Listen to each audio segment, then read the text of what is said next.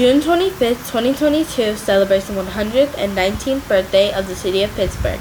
But in 2003, the Centennial Plaque was placed to celebrate the 100th birthday of Pittsburgh. Here's former Mayor Beals explaining her part of the creation of the Centennial Plaque. I was elected in the year 2000, and we are all elected as city council persons with a rotation of the mayor chairmanship.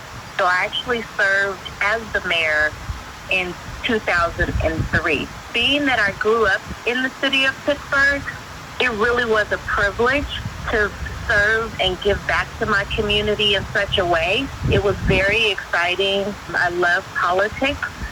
It was really rewarding because it also allowed me to travel around the world and meet great people who were like-minded and wanted to make a change in their own communities.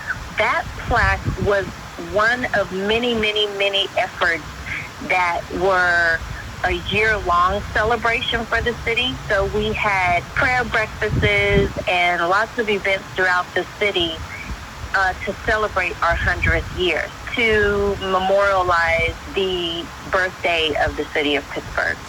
In the City of Pittsburgh, DeShawn D, the Foreman Journal.